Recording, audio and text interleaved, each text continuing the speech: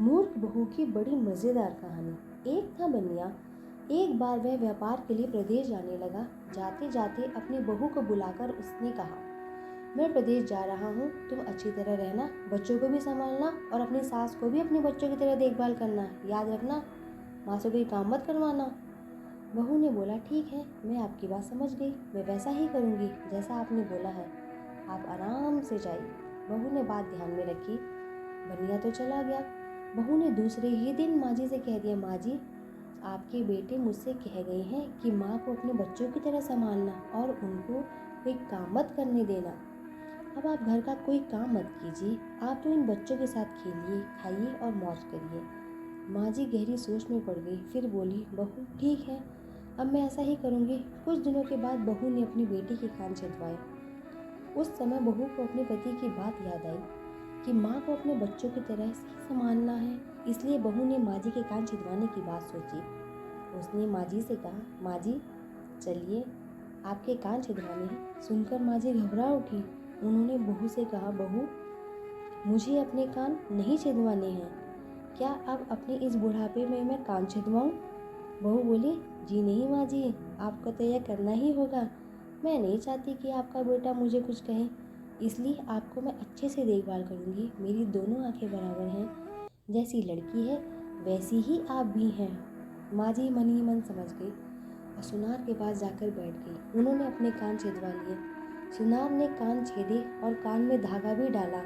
बहू जिस तरह रोज़ रोज़ लड़के के कान में तेल लगाती थी, उसी तरह माँ जी के कान में भी लगाती रही।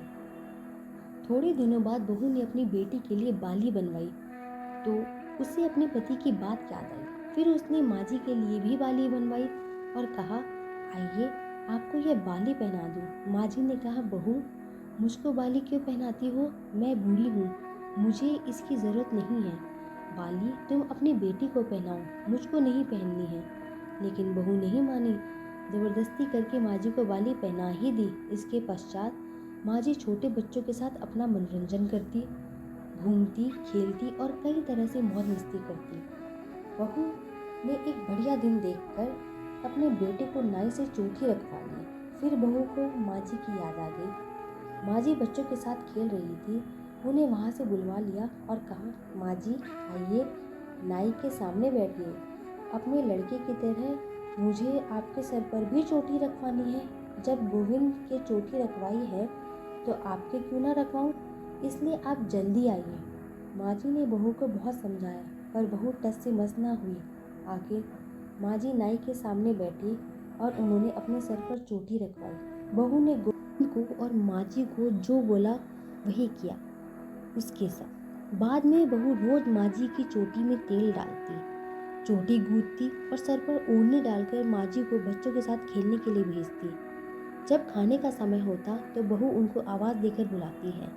ऐसे ही रोज का हाल था। जब बेटा घर वापस आया तो सबसे पहले उसने बहू से माँ के बारे में पूछा कि माँ कैसी है और कहाँ है, मुझे उनसे आशीर्वाद लेना है। बहू ने बताया, माँ जी तो बच्चों के साथ खेल रही हैं, यहीं कहीं होंगी, आ जाइए। बेटे ने पूछा, क्या कहते हो, माँ गली में खेलने गई है?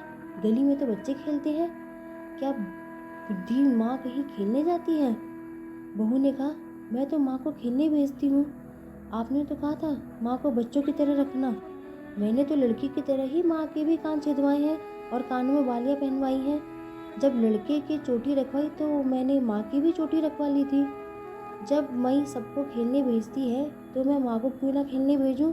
मुझको सबके साथ साथ एक सा व्यवहार करना चाहिए। पति समझ गया कि उसकी मूर्ख स्त्री की अकल का दीवाना निकल गया है।